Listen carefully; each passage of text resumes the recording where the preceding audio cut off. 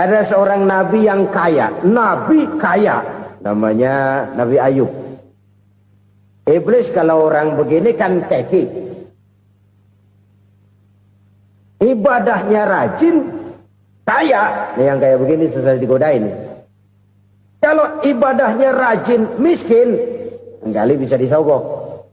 Sini imannya mantap, ibadahnya rajin, kaya, nabi lagi. Oh, tapi namanya iblis nggak kurang akal. Laporan, Tuhan, kenapa Les? Ya ini bahasa saya, bahasa Qurannya sih nggak gitu. Itu hambamu yang namanya Ayub, dia rajin ibadah cuma karena dikasih kaya aja.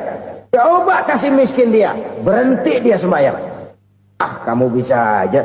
Saya tahu Ayub itu hambaku yang ikhlas. Saya buktiin Tuhan, silahkan. Dibuktiin lah, iblis turun ke alam ini. Yang mula-mula dia lakukan, dia rusak sawah ladang Nabi Ayub. Dia binasakan binatang ternak Nabi Ayub. Sehingga dalam waktu singkat, jatuhlah Nabi Ayub dari orang paling kaya, jadi orang paling miskin. Beliau masih ibadah di mihrab dalam masjid. Datang iblis. Saudara Ayub, ya, lagi ngapain? Ibadah. Nyembah Allah, nyembah Allah. Oh, percuma. Kenapa? Tuhan yang ente sembah nih, dia udah bikin miskin ente. Sawah ladang ente hancur lebur, binatang ternak binasa. Sekarang ente jadi orang paling miskin. Ngapain nyembah Tuhan kayak begitu? Tekor. Udah berhenti dah ibadah, berhenti ibadah. Ini iblis sama Tuhan laporannya lain, yang dikerjakan kepada Nabi Ayub juga lain. Benar begitu iblis, kata Nabi Ayub. Iya. Sawah ladang saya habis, buras. Binatang ternak saya binasa, binasa. Saya miskin, bangpak. Apa jawab Nabi Ayub? Bukan innalillahi, ya ini hebat. Alhamdulillahillazi a'tani wa akhza minni. Segala puji bagi Allah yang telah memberikan harta kepada saya dan sekarang mengambilnya lagi. Alhamdulillah. Allah yang ngasih, Allah yang ambil. Itu mah urusan Allah. Iblis cuman ibadah jalan terus, sujud lagi Nabi Ayub. Iblis seleher gondok banget. Dasar Nabi nggak mempan dia apa-apain. Miskin malah alhamdulillah. Allah yang ngasih, Allah yang ambil. Jadi kalau kita tidak komit, kita tidak terikat kepada kaya, miskin, senang, susah, apa yang bisa bikin kita susah? Jadikan kekayaan, kemiskinan, jadikan senang, susah sebagai anak buah yang bisa kita atur. Jangan kekayaan ngatur kita, jangan kemiskinan ngatur kita. Kita yang harus mengatur mereka. Senang, susah, kaya, miskin, bahagia, sengsara, jadikan itu anak buah yang bisa kita atur. Kalau sekarang kita kaya, lain saat boleh jadi kita miskin, semiskin-miskinnya. Allah yang ngasih, Allah yang ngambil. Tenaga mana yang bisa menghalangi?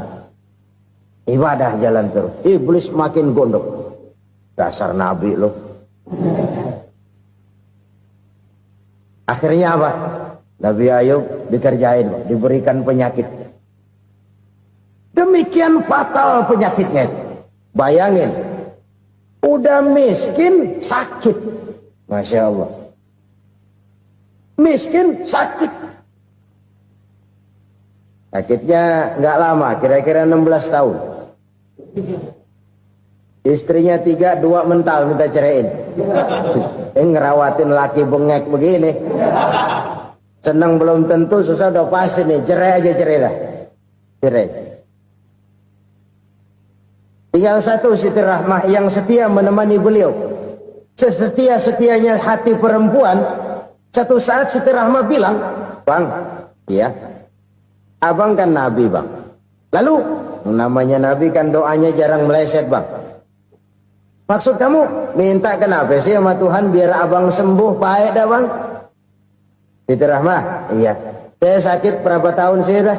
16 tahun, Bang. Sebelum ini saya sehat berapa tahun? Ya kira-kira 60 tahun, Bang. Nah, coba ente banding-bandingin, Rahmah.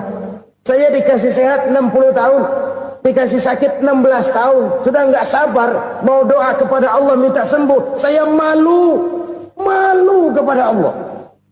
diuji dengan yang luar biasa seperti ini, tidak mengganggu stabilitas kehambaannya. Dia tetap menghamba kepada Allah Subhanahu wa ta'ala. Saudara-saudara kaum muslimin rahimakumullah, kunci menghadapi kesulitan itu apa? Allah jelaskan dalam satu ayat, wa basyiris sabirin alladzina iza asabathum musibah qalu inna lillahi wa inna ilaihi raji'un. Gembirakan orang-orang yang sabar. Siapa mereka itu? Yang apabila mendapat musibah mereka kembali kepada keyakinan dasar, segalanya dari Allah dan segalanya akan kembali kepada Allah. Ini konsepsi dasar dari sikap muslim dalam menghadapi berbagai kesulitan. Segalanya dari Allah, segalanya akan kembali kepada Allah. Kalau ini sudah kondisi dasarnya, maka kita akan lapang menghadapi kenyataan bagaimanapun pahitnya. Apakah itu namanya miskin? Apakah itu namanya sakit? Bahkan maut sekalipun. Maut sekalipun. Segalanya dari Allah, segalanya akan kembali kepada Allah. Ini sikap hidup, bukan sekedar ucapan. Kita kadang-kadang menjadikannya sebagai ucapan. Mulutnya sehingga berhenti, innalillahi wa inna ilaihi raji'un, tapi nangisnya terus gerung-gerungan. Bukan itu, ini kesadaran moral. Kalau segalanya dari Allah, segalanya kembali kepada Allah, kan sebenarnya cuma nunggu giliran. Hari ini saya nyembayangin dia, entah hari apa saya disembayangin orang. Hari ini saya antar dia ke kubur, entah hari apa orang nganterin saya ke kubur. Hari ini saya tahlilkan dia, entah nanti kapan orang tahlilkan saya. Segalanya dari Allah, segalanya akan kembali juga kepada Allah. Oleh sebab itu saudara-saudara, kesulitan bukan untuk ditakuti. Kesulitan justru untuk diatasi, dicarikan jalan keluarnya. Dan tidak ada orang yang tidak pernah mendapat kesulitan. Tidak ada. Semakin tinggi status sosial, semakin tinggi kualitas keimanan, semakin besar juga tingkat kesulitan. Hanya saja bagaimana cara kita mengatasinya. Dan Al-Quran menyatakan, inna ma'al usri yusra. Di balik kesulitan itu pasti ada kemudahan. Roda itu berputar. Karena itu Rasulullah sallallahu alaihi wasallam mengingatkan kepada kita, ta'arraf ila Allah fir raha ya'rifka fis syiddah. Ingatlah kepada Allah di waktu kamu senang, supaya Allah ingat kepada kamu di waktu kamu susah. Kalau waktu senang kita ingat kepada Allah, kita susah, Allah tidak akan meninggalkan kita. Tapi kalau waktu senang kita jauh dari Allah, sujud tidak sempat, dengan masjid jauh, ketika senang kita lupakan Allah. Nanti begitu kita susah, Allah lupakan kita. Dan itu menyakitkan. Oleh karena itu orang-orang tua kita dulu bilang, kalau lagi sehat ingat-ingat lu bakal sakit nanti. Kalau lagi kaya ingat-ingat satu saat kita bakal jatuh miskin. Bahkan kalau lagi muda ingat-ingat kita bakal tua. Dan yang terpenting, kalau lagi hidup ingat-ingat kita bakal mati.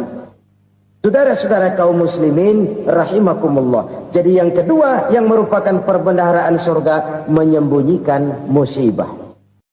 Saudara-saudara kaum muslimin rahimakumullah. Hal ketiga yang merupakan perbendaharaan surga adalah wasilatur rahmi.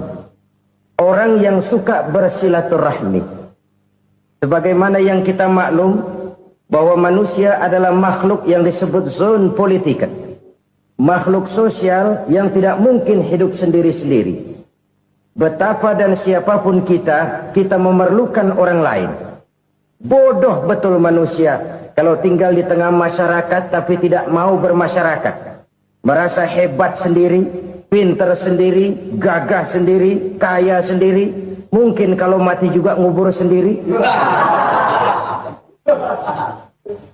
Jangankan kita di sini, di sorga saja Nabi Adam waktu sendirian bengong melulu, mondar mandir. Allah tegur dam sepi dam. Ya ini kalau bahasa saya. Iya Tuhan, sepi ini nggak ada coret-corekan pisan ini. Diciptakan Siti Hawa baru anteng Nabi Adam. Itu di sorga. Cobalah. Umpamanya saudara tinggal di Jakarta nih. Kayak bener. Apaan aja di Jakarta punya saudara dah. Jembatan Semanggi ambil. Monas, Buntel bawa pulang. Hotel-hotel ambil semua. Cuman tinggal di Jakarta sendirian, apa enaknya? Betapa dan siapapun kita perlu orang lain. Tidak ada seorang pun yang bisa memenuhi kebutuhan hidupnya secara sendiri-sendiri. Nah, Islam telah menyelamatkan manusia dari ras diskriminasi, mengikat manusia dengan persaudaraan yang berlandaskan kepada akidah. Karena itu dianjurkan bersilaturahmi. Bahkan Nabi menyatakan, man arada ayyubsata lahu fi rizqihi wa yunsa'a fi atharihi falyasil rahimah. Siapa yang kepengen diluaskan rezekinya dan dipanjangkan usianya, banyaklah ia bersilaturahmi. Siapa yang kepengen dimudahkan rezekinya, hendaknya ia banyak bersilaturahmi. Kalau banyak teman, kesulitan kan paling tidak ada tempat cerita. Udah susah, sendirian kita pikirin diri, nggak ada tempat tukar pikiran. Cepet banget sama bengek. Dilawan sendiri. Nah, secara makro kita bisa berkata, tidak mungkin ada kemenangan kalau tidak ada kekuatan. Tidak ada kekuatan kalau tidak ada kesatuan dan persatuan. Tidak mungkin ada kesatuan dan persatuan tanpa semangat silaturahmi. Kalau umat Islam mau menang, dia harus kuat. Kalau umat Islam mau kuat, dia harus bersatu. Kalau umat Islam mau bersatu, dia harus membudayakan silaturahmi ini. Bahkan sampai-sampai kata Nabi, kalau bisa cari nilai tambah. Apa? Silman koto'ak. Bersilaturahmilah kau kepada orang yang marah denganmu. Masya Allah, indahnya ajaran agama kita. Orang yang marah pun kepada kita, kata Nabi, kalau bisa bersilaturahmilah kepadanya. Kepada orang yang marah itu. Di situ nilai tambah. Cuman jujur nih hadis, ngucapinnya gampang, ngamalinnya yang berat banget. Orang marah sama kita disuruh silaturahmi, ada apa malu? Lu marah tuh, gue marahan lagi. Tunggu pikirin. Saudara-saudara kaum muslimin rahimakumullah. Tapi ini yang diajarkan, bahkan ini yang dicontohkan oleh baginda Rasul. Bagaimana begitu mudah, misalnya satu saat Abu Jahal ini ngatur strategi bagaimana bikin Muhammad celaka. Dia gali lubang di depan tempat tidurnya. Dia tutupin daun korma. Terus dia panggil seseorang, ke sini. Kasih tahu Muhammad, pamannya sakit keras, minta ditengokin. Berangkat orang ini ke sana. Muhammad, labbaik. Pamanmu sakit keras, dia minta ditengokin. Baik, saya akan datang menjenguk beliau. Berangkatlah Nabi ke rumah Abu Jahal tanpa prasangka apapun. Abu Jahal udah pasang setil, selimut 3 rangkap setengah dipakai, persis kayak orang meriang. Tapi sembari ngintip dari balik selimut, begitu Muhammad buka pintu, nah masuk perangkap nih. Muhammad jalan menuju tempat pembaringan. Makin lama makin dekat, makin lama makin dekat, makin dekat ke lubang yang dipasang oleh Abu Jahal itu. Dalam hati Abu Jahal, terus dah jatuh, mampus dah lo ini. Mampus lo hari ini. Apa yang terjadi? Malaikat Jibril datang. Muhammad, pamanmu cuma pura-pura sakit. Di depan tempat tidurnya ada lubang perangkap supaya kamu jatuh ke situ. Sudah, kamu pulang. Balik kanan Nabi. Sudah hampir jatuh ke lubang, balik kanan, pulang. Bayangin kecewanya Abu Jahal. Muhammad dikit lagi, Muhammad dikit lagi. Enggak paman, saya pulang aja. Emosi bangun dari tempat tidur, enggak sadar kalau lagi pura-pura sakit. Lompat ngejar Nabi, dia lupa dengan lubang yang dia gali. Serak, nyemplung sendiri ke dalam lubang.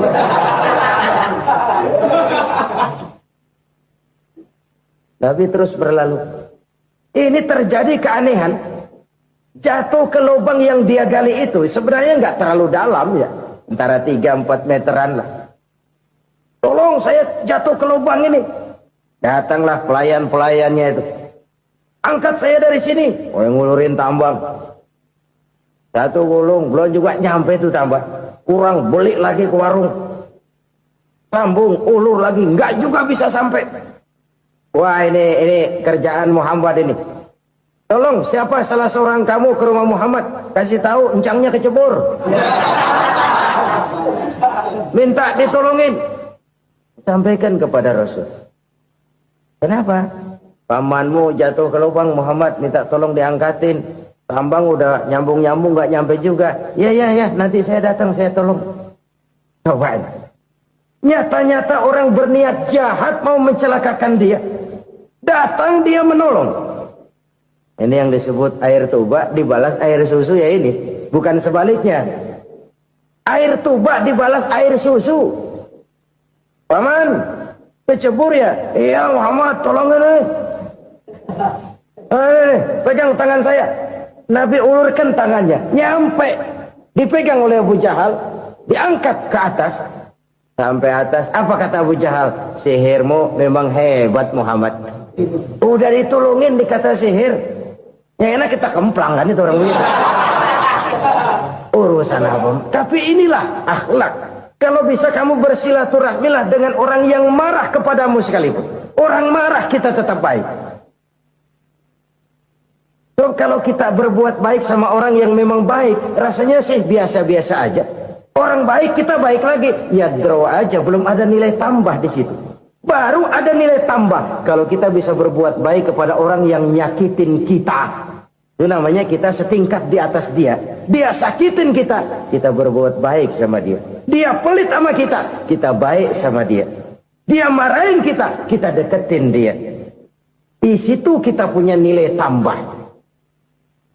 Jadi siapa yang ingin diluaskan rezekinya kata Nabi dan dipanjangkan umurnya, hendaklah ia banyak-banyak bersilaturahmi. Sederhana sebenarnya silaturahmi. Tapi silaturahmi membangkitkan semangat kesatuan dan persatuan. Kesatuan dan persatuan melahirkan kekuatan. Dalam matematika, 1 ditambah 1 pasti 2.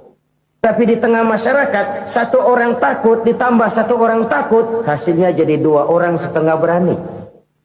Kenapa setengah berani? Karena udah berdua. Tadi pan takut sendirian. Kalau dia kumpul turu-turu takut lah jadi berani. Kita yang lemah, kita yang tidak berdaya, kita yang miskin, kalau mau kompak bersatu, apa yang nggak bisa kita kerjain? Apalagi tinggal di kota besar, pilihan cuma 2, bertahan atau minggir. Bertahan atau minggir. Untuk bisa bertahan, harus mampu bersaing. Untuk mampu bersaing, harus punya keahlian. Keahlian harus ditunjang dengan pendidikan. Ditambah oleh kekompakan sebagai umat. Udah miskin mencar mulu, orang injak kita. Orang nggak pandang urusan apa malu. Oleh karena itu silaturahmi pada hakikatnya merupakan roh dari ukhuwah yang diajarkan oleh agama kita.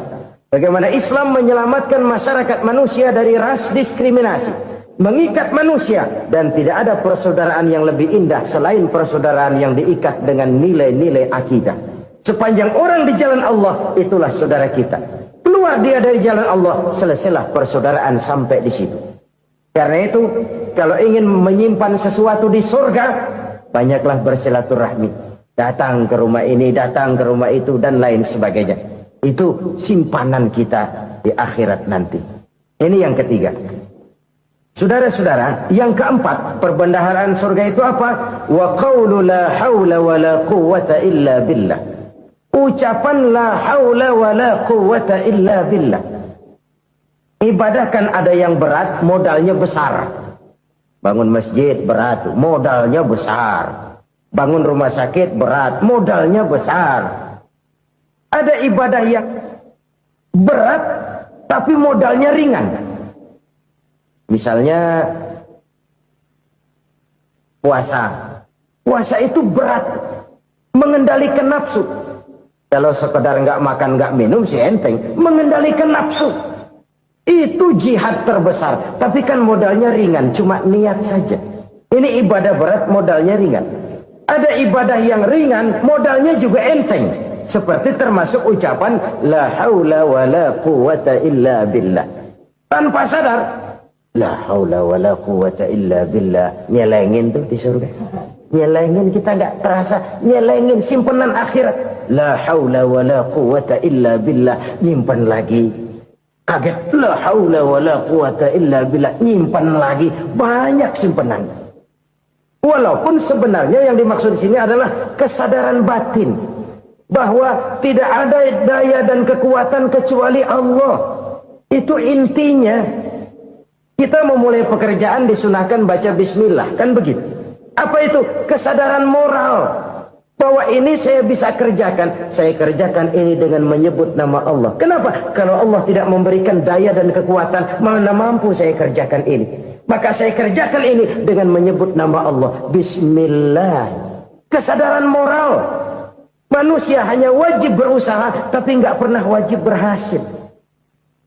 Banyak hal-hal yang kalau kita renungkan secara rasio nggak mungkin, tapi jadi kenyataan. La haula wala quwata illa billah.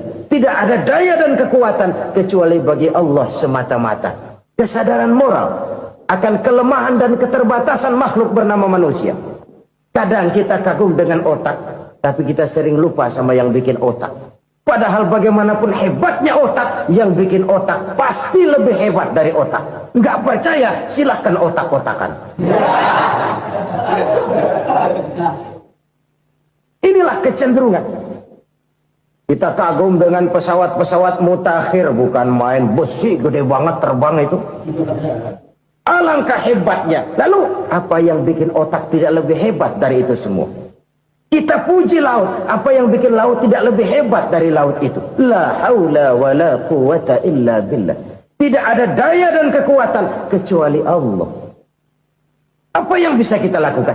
Kalau tidak karena daya dan kemampuan yang diberikan oleh Allah kepada kita. Lahirlah sikap tawadu, rendah hati. Tidak melonjak menjadi angkuh dan sombong. Sadar akan kelemahan dan keterbatasan diri. Sebagai makhluk yang diciptakan oleh Allah Subhanahu wa ta'ala. Jadi satu sisi ini ucapan yang berpahala, la haula, jadi wiridan. Pada sisi lain ini kesadaran moral, sikap mental, kesadaran batin. Bahwa yang punya daya dan kekuatan itu cuma Allah. Kita nggak pantas untuk sombong. Sebab sombong itu pakaiannya Allah. Kita nggak sedang pakai pakaian Allah, kegedean. Dan makin kita renungi, makin terbentur. Apa sih yang bisa kita sombongin? Kita mau sombong apa? Kaya? Pintar? Itu kan semua relatif. Di atas langit masih ada langit lagi. Jadi oleh karenanya, marilah kita menyadari. Manusia hanya wajib berusaha, tapi tidak pernah wajib berhasil. Yang berusaha saja tidak wajib berhasil, apalagi yang tidak berusaha. Islam bukan agama orang pemalas yang selesai sholat lalu enggelohom, enggelenggem ayem-ayem. Tapi Islam bukan agama orang sombong yang setelah berusaha lalu tidak memerlukan Allah. Kita bisa saja bikin proyeksi, tahun sekian kita bakal panen besar menurut perhitungan otak. Tapi ada kejadian lain. Apa? Tikus ngambek. Habis itu dimakanin tikus, panen gagal. Proyeksi rasional gagal oleh tikus-tikus yang ngambek itu. Bisa saja terjadi. Tahun depan kita panen besar, urung. Kenapa? Musim panas panjang. Dan sekarang ini koran-koran bikin berita musim mengalami penyelewengan. Bukan cuma manusia yang nyeleweng sekarang. Musim pakai nyeleweng.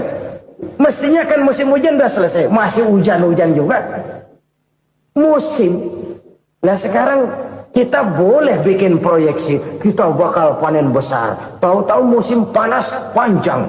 Sawah retak, air kering. Cari teknokrat yang paling botak. Suruh pendekin tuh musim panas. La haula wa la quwata illa billah. Inilah kesadaran moral. Saudara, saya teringat satu saat ada seorang konglomerat. Umurnya ya kira-kira 70-an. Satu saat dia ditanya oleh wartawan, "Pak, umur Bapak berapa sih?" "Ya paling 10 tahun." 10 tahun? 10 tahun? Anak bapak berapa orang? Satu. Satu saja? Satu. Harta bapak berapa? Ya paling-paling bangsa 7 juta kali. 7 juta? Iya. Pak, kenapa bapak bohongi saya? Bapak punya buku biografi. Koran-koran, majalah-majalah banyak memuat cerita riwayat hidup bapak. Saya tahu umur bapak 70. Kenapa bilang cuma 7 tahun? Saya tahu anak bapak 8. Kenapa cuma bilang 1? Saya tahu harta bapak miliaran, mungkin triliunan. Pabrik di mana-mana, bank di mana-mana. Kenapa bilang uang bapak cuma 7 juta? Nah, kata si konglomerat tadi, kamu benar nak, kamu benar. Umur saya kalau jumlahnya memang 70 nak. Cuman ingat-ingat saya, baru 7 tahun terakhir ini saya sujud. Baru 7 tahun terakhir ini saya berusaha dekat dengan Allah. Saya laksanakan perintahnya, saya jauhi larangannya. 7 tahun inilah rasanya yang ada nilainya di hadapan Allah. Yang 63 tahun matong, kelabu, kelam umur gue. Habis untuk maksiat, untuk munkarat. Maka ketika ditanya tadi, umur saya 7 tahun itu. Oh begitu Pak. Oh iya. Lalu anak Pak. Anak bapak kan 8. Kenapa bilang cuma 1? Nah, kalau jumlah hitungannya memang anak saya 8. Tapi dari 8 orang ini rasanya cuma 1 nih. Yang bakal jadi buah hati, belahan jantung. Pelanjut cerita, penerus sejarah. Bakal jadi anak soleh yang akan mendoakan saya. Cuma 1 rasanya anak saya ini yang bakal jadi buah hati saya. Besar-besaran saya. Yang akan mendoakan di kubur saya. Yang akan mendoakan di akhirat saya. Yang 7 orang mana? Masya Allah, yang atu tenggeng, yang atu nyekek botol lolo, yang atu nggak karu-karuan. Makanya saya bilang 1 anak saya yang akan bisa mendoakan saya. Oh begitu Pak. Iya. Nah harta Pak, harta bapak kan triliunan. Pabrik bapak di mana-mana. Uang bapak hampir di tiap bank-bank besar. Kenapa bilang cuma 7 juta? Betul kau nak. Harta saya kalau jumlahnya memang miliaran, triliunan mungkin. Tapi yang saya ingat baru 7 juta tuh yang saya belanjakan di jalan Allah. Saya nyumbang masjid, saya santuni yatim piatu, saya bantu pembangunan pesantren, saya bantu pembangunan rumah sakit Islam. Itu yang akan saya bawa pulang ke akhirat, yang 7 juta itu. Yang triliunan itu nanti akan diperebutkan oleh anak-anak saya sebagai waris saya. Jadi harta saya 7 juta itu yang bakal nemenin saya di akhirat. Yang akan saya bawa pulang jadi teman saya. Saudara-saudara kaum muslimin, jangan-jangan orang tua itu adalah kita-kita ini. Jangan-jangan kita-kita ini adalah orang tua itu. Jangan-jangan itu potret dari diri kita masing-masing. Dari sekian umur yang diberikan Allah, berapa tahun yang ada nilainya di hadapan Allah? Dari sekian anak-anak yang merupakan amanah, berapa yang akan mendoakan kita sebagai orang tuanya menjadi anak soleh?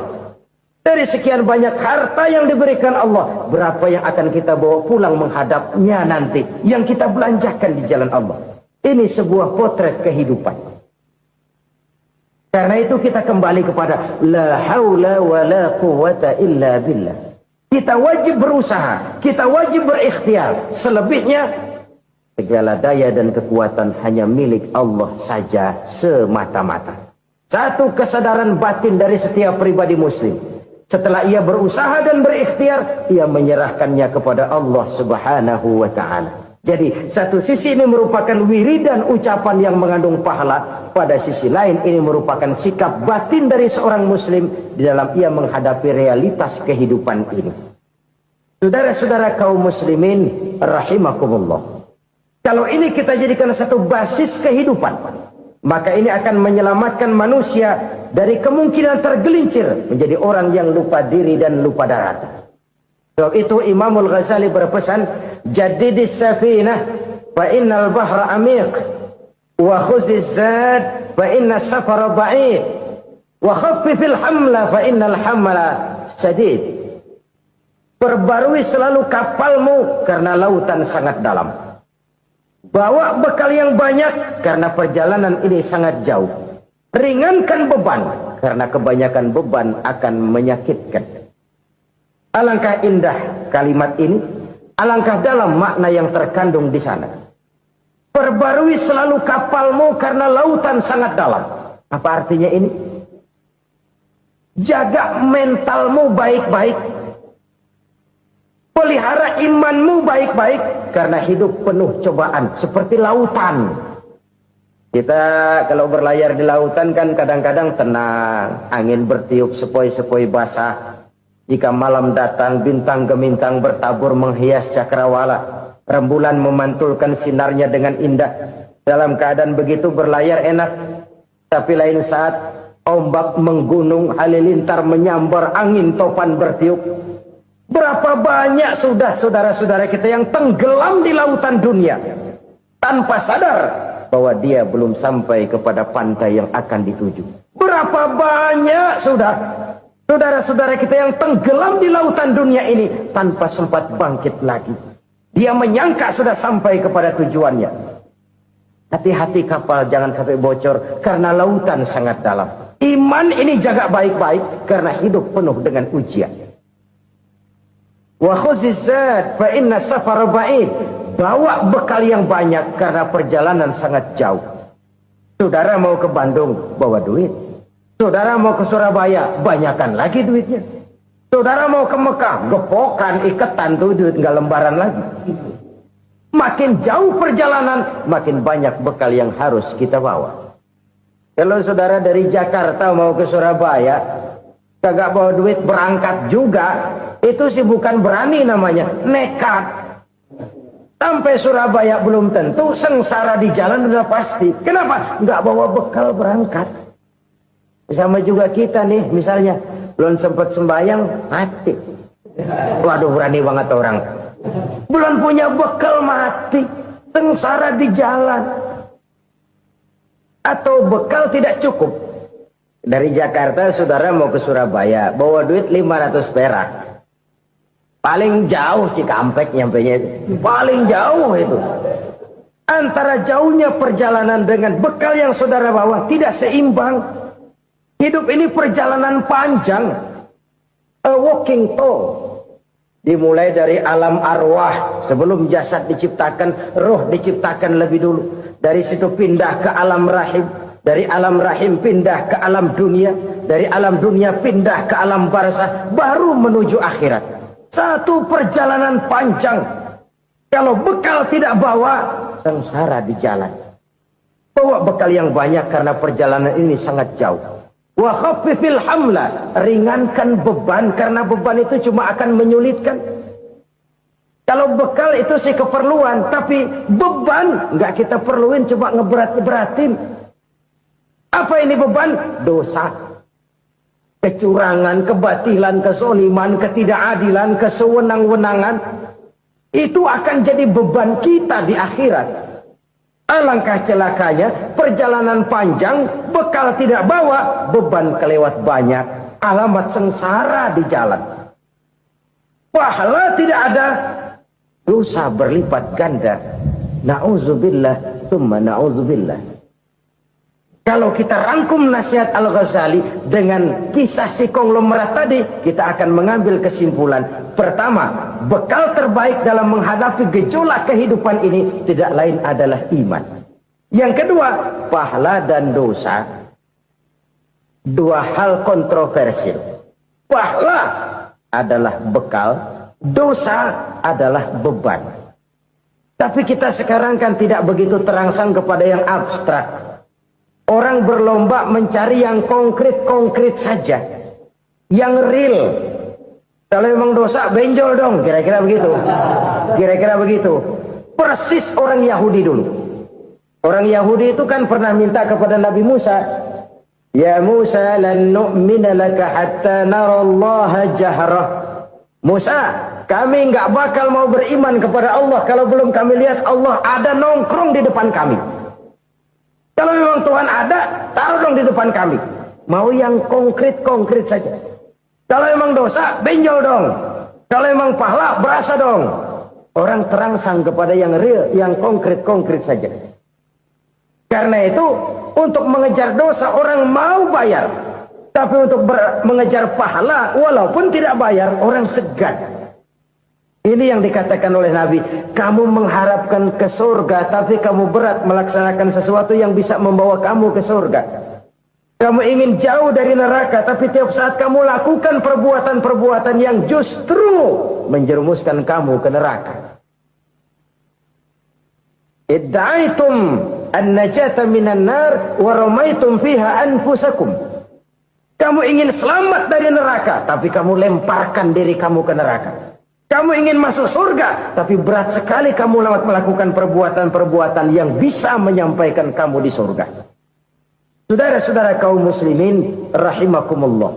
Jadi hal keempat yang merupakan perbendaharaan surga adalah la haula wa la quwwata illa billah. Satu sisi ini merupakan ucapan yang memperberat timbangan akhirat. Pada sisi lain ini merupakan sikap hidup seorang muslim. Kesadaran batin yang sangat dalam bahwa tidak ada daya dan kekuatan kecuali Allah. Dan itu kita simbolkan pada saat memulai pekerjaan dengan Bismillah, dengan menyebut nama Allah. Satu kesadaran moral, saya hanya bisa melakukan ini karena diberikan daya dan kekuatan oleh Allah. Lahirlah sikap tawadu, rendah hati, tidak melonjak menjadi angkuh dan sombong. Saudara-saudara, sampai sini dulu jumpa kita kali ini. Semoga 4 perbendaharaan surga ini dapat kita lakukan, yang kelak akan merupakan bekal kita di kemudian hari nanti. Amin ya rabbal alamin. Bapak-bapak, ibu-ibu, saudara-saudara kaum muslimin rahimakumullah.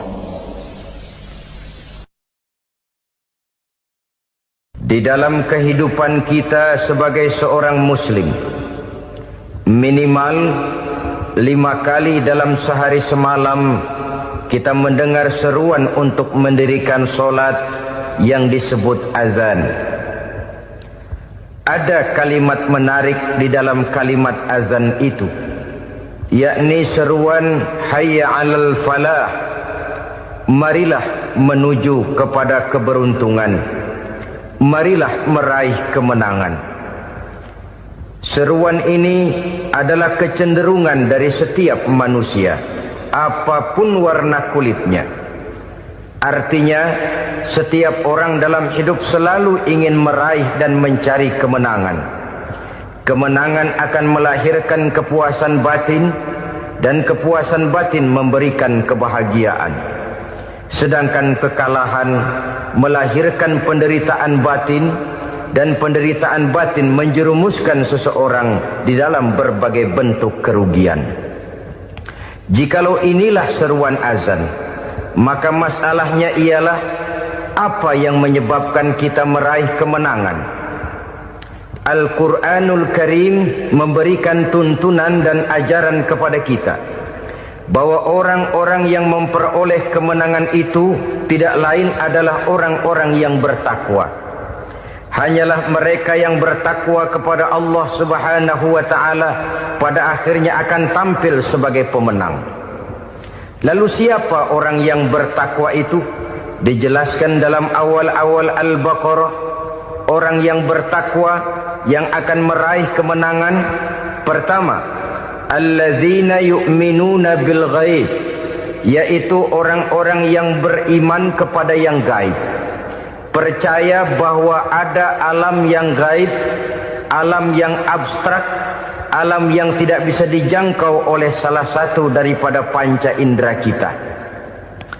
Mereka percaya dan beriman kepada adanya malaikat, beriman kepada adanya iblis dan jin, beriman kepada adanya alam kubur, beriman kepada adanya alam mahsyar, beriman kepada adanya alam akhirat, beriman kepada adanya surga dan neraka. Beriman bukan cuma sekedar beriman dalam ucapan bibir saja, tetapi beriman yang nilai iman itu mampu mewarnai gerak dan gaya hidupnya.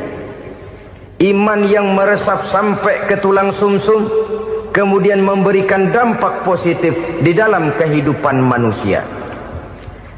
Alam, kita tahu, adalah sesuatu yang selain Allah, dan Allah bukanlah alam.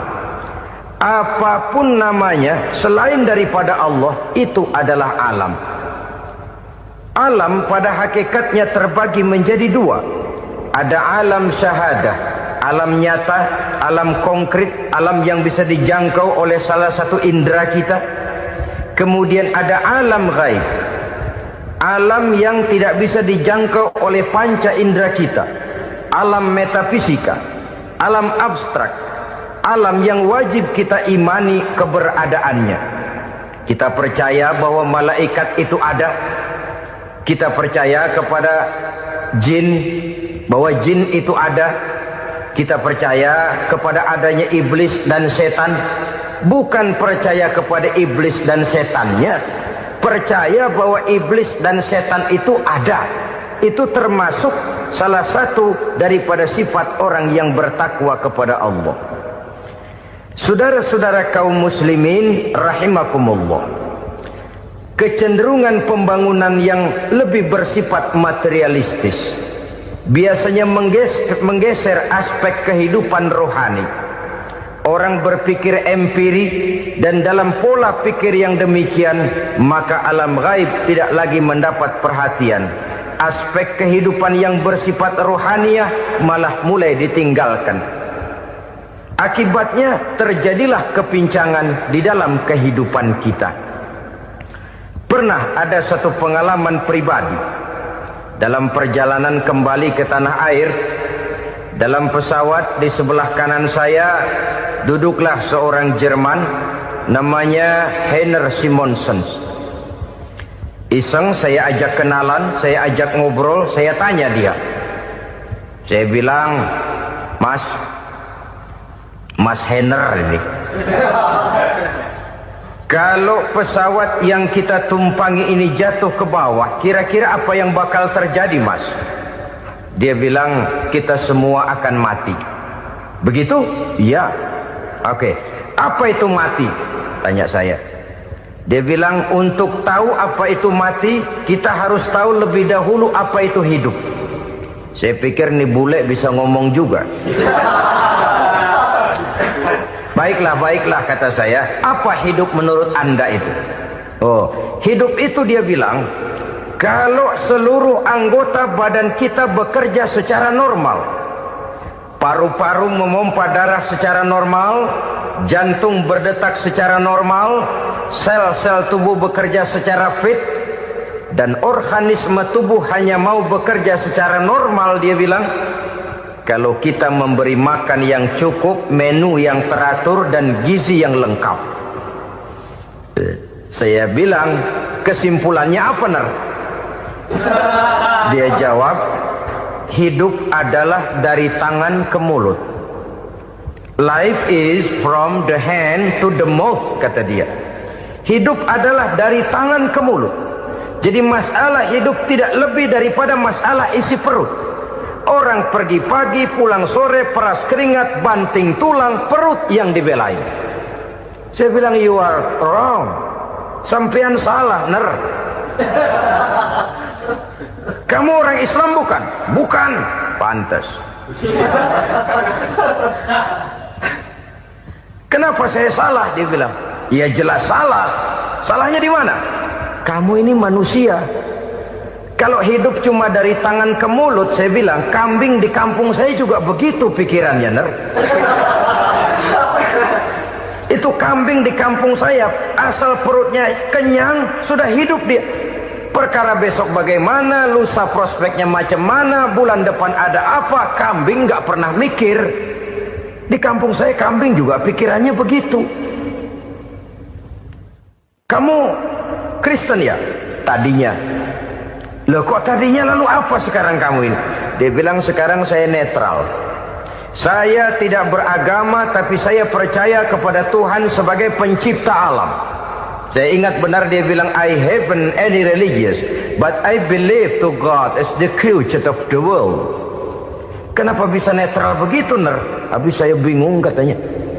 Islam bilang Islam baik, Kristen bilang Kristen baik, Hindu Buddha bilang Hindu Buddha baik, semua agama baik. Saya netral sekalian, nggak beragama. Yang penting saya percaya kepada Tuhan. Saya bilang, Ner, kamu ini kayak orang mau beli celana, lalu bingung. Yang satu bilang Levi's bagus, yang satu bilang Blue Jean hebat, yang satu bilang Wool England hebat. Celana ini hebat, celana itu bagus, celana ini hebat. Semua celana bagus, kamu bingung. Akhirnya netral, tidak pakai celana. Itu juga salah. Saya pikir-pikir, kemudian saya melihat bahwa dua pola berpikir Henner ini nampaknya sudah mulai menggejala di lingkungan masyarakat bangsa kita. Disadari atau tidak, secara jujur kita harus berkata, dua pola pemikiran Henner ini mulai berkembang di tengah masyarakat bangsa kita. Pertama, pola pikir materialisme. Hidup adalah dari tangan ke mulut. Masalah hidup tidak lebih masalah isi perut. Itu yang perlu dibela, dan disitulah arti kehidupan.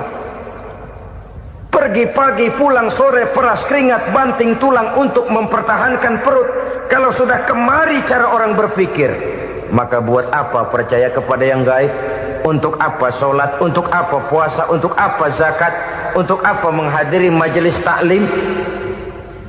Tanpa kepercayaan kepada yang gaib, hidup berjalan menurut alur empiris dan materialis.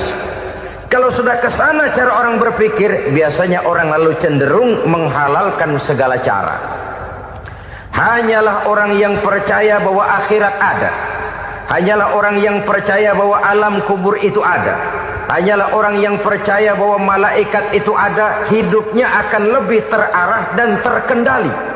Karena kepercayaan kepada yang gaib, yang merupakan fase daripada kehidupan setelah hidup yang sekarang ini, mewarnai gerak pribadi seseorang di dalam dia melakukan kegiatan hidupnya. Pola berpikir materialisme, disadari atau tidak, mulai menggejala di lingkungan masyarakat bangsa kita. Hidup tidak lebih dari urusan tangan ke mulut, mulut ke tangan, tangan ke mulut. Asal perut sudah kenyang, hiduplah sudah. Perkara bagaimana prospek hari yang akan datang, bagaimana akhirat, tidak jadi persoalan. Ini yang oleh Nabi diperingatkan, ad-dunya sijnul mu'min wa jannatul kafir. Dunia adalah penjara bagi orang beriman dan surga bagi orang kafir. Dulu di zaman Belanda hadis ini pernah disalah tafsirkan, disalah artikan, digunakan sebagai senjata untuk mengkebiri dan membuat impoten umat Islam. Sudahlah umat Islam gak usah macam-macam, kata Belanda. Dunia ini kan penjara buat orang Islam, surga buat orang kafir. Di penjara jangan bertingkah.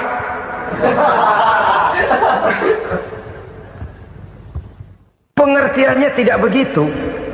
Dunia adalah penjara bagi orang mukmin. Artinya dalam kehidupan dunia seorang mukmin tidak bebas memperturutkan hawa nafsunya.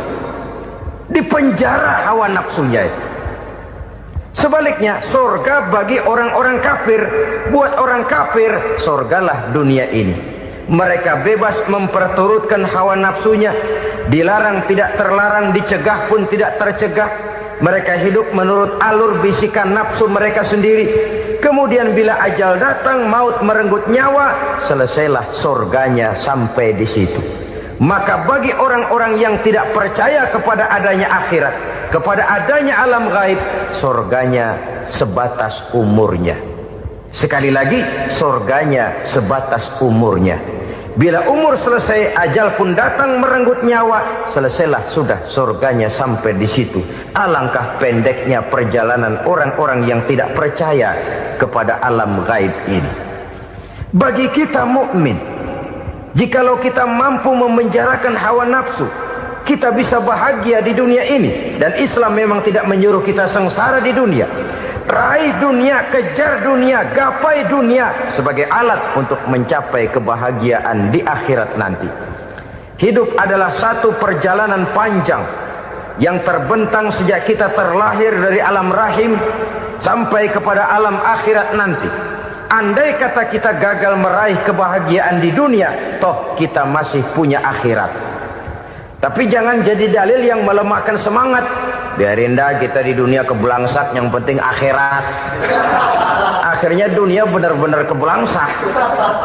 Bagaimana dunia ini bisa kita raih, dan bagaimana meraih dunia untuk menunjang kepentingan akhirat nanti.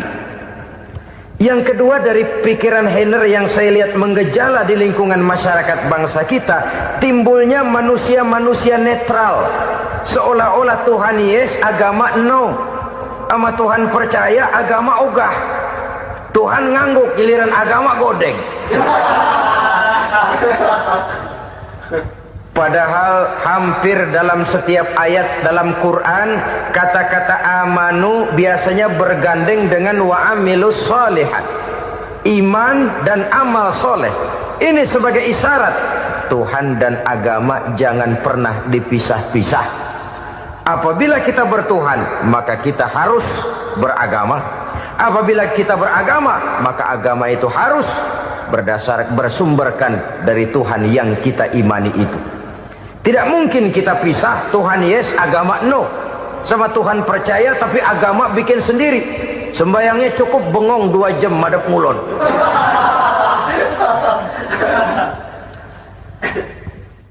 Saudara-saudara kaum muslimin rahimakumullah.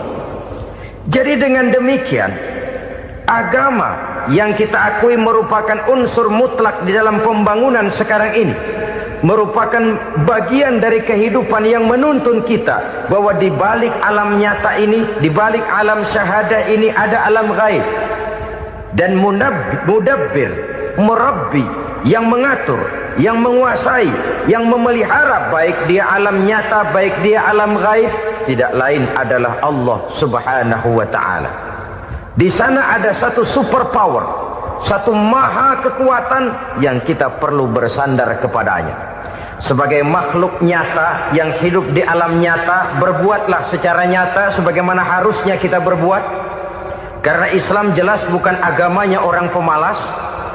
Islam jelas bukan agamanya orang yang mengajarkan setelah selesai sholat boleh duduk, nggelenggem ayam-ayam, ndelohom, menghitung bintang di langit sambil menunggu keajaiban. Tidak.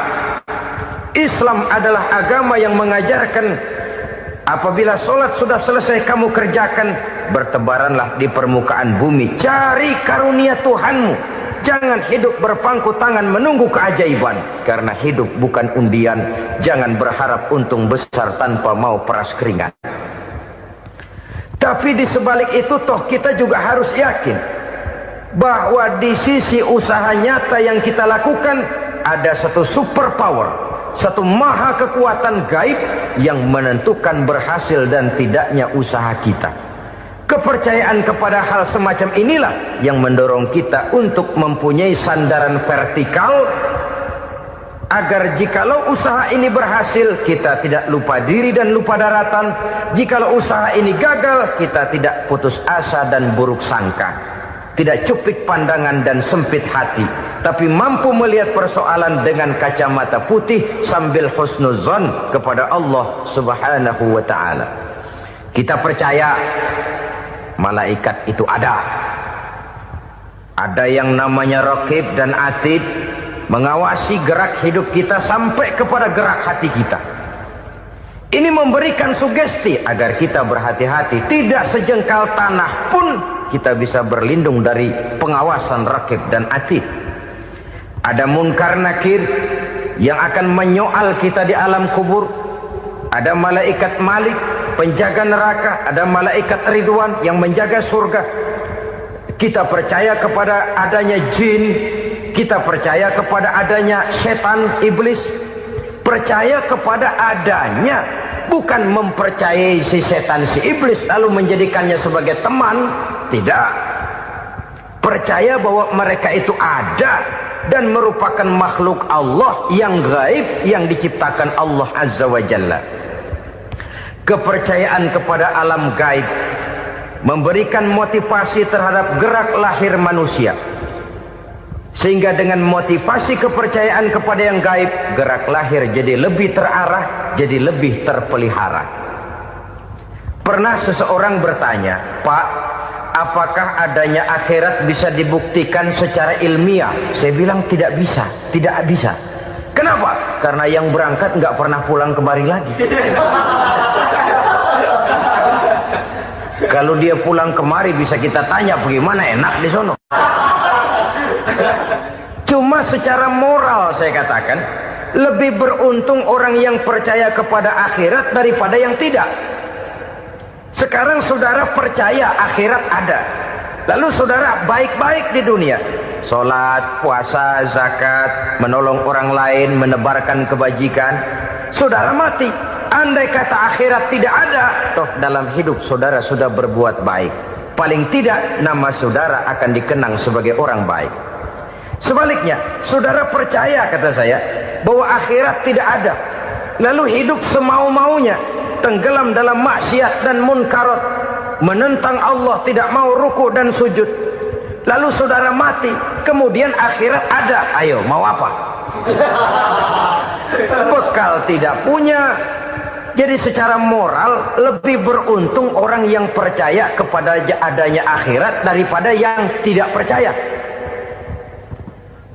Dan itu alam gaib yang tidak bisa dibuktikan secara eksat. Jangankan untuk membuktikan seperti itu, dalam kehidupan sehari-hari saja yang kita rasakan tidak selalu berbentuk toh. Angin, bagaimana sih bentuknya angin? Kita tidak tahu. Merah, buktinya kalau dikerok merah. Yang merah itu kulit, yang kulit kita bukan anginnya. Sakit, rasa sakit itu ada, tapi bagaimana bentuk sakit kita nggak pernah tahu. Kalau kita makan cabai pedas, bagaimana bentuk pedas itu tidak ada, tapi rasa ada. Bentuk pedas hijau, cabainya bukan pedasnya. Tidak semua yang kita rasakan bisa kita gambarkan dalam bentuk yang konkret. Oleh karena itu, sekali lagi bahwa kepercayaan kepada alam yang gaib mampu memberikan satu sugesti yang menata kehidupan seseorang lebih lurus, lebih terarah, dan lebih terkendali. Maka wajar kalau kepercayaan kepada yang gaib mengantarkan seseorang untuk meraih kemenangan. Kenapa? Dia percaya kepada yang gaib, bahwa akhirat ada, bahwa alam kubur ada, bahwa pertanggungan jawab itu ada. Maka dia lalu tidak hidup saenae udele dewe, itu loh. Tidak hidup menurut seleranya sendiri, terarah, teratur. Ini cirinya yang pertama. Orang bertakwa yang akan meraih kemenangan, mereka beriman, mereka percaya kepada yang gaib. Bahkan hal-hal konkret saja selalu berangkat dari yang gaib. Saudara-saudara, para remaja, para pemuda sekarang ini tidak pernah tahu toh siapa yang akan jadi teman hidup saudara. Kita bisa saja ngerancang, mentargetkan, tapi toh akhirnya yang namanya jodoh bukan kekuasaan kita. Rezeki di luar kemampuan kita. Begitu juga ajal, maut, jodoh, ajal adalah contoh-contoh konkret bahwa pada akhirnya yang gaiblah yang menentukan. Bertahun-tahun ngelancong, emang jodoh seret nggak jadi.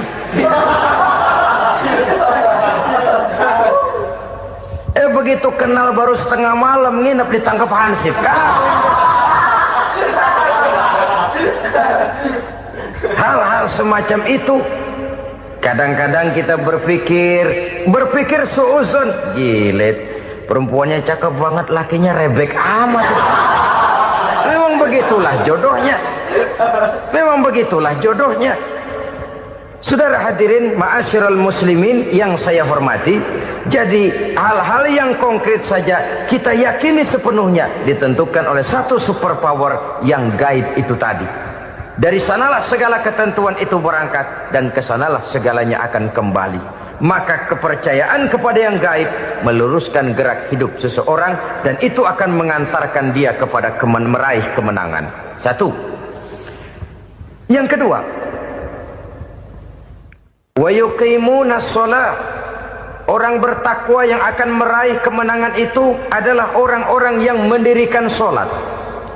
Kenapa solat mengantarkan orang untuk meraih kemenangan? Yang jelas, inna solata tanha anil fahsya'i wal munkar. Solat mampu mencegah manusia dari perbuatan keji dan munkar.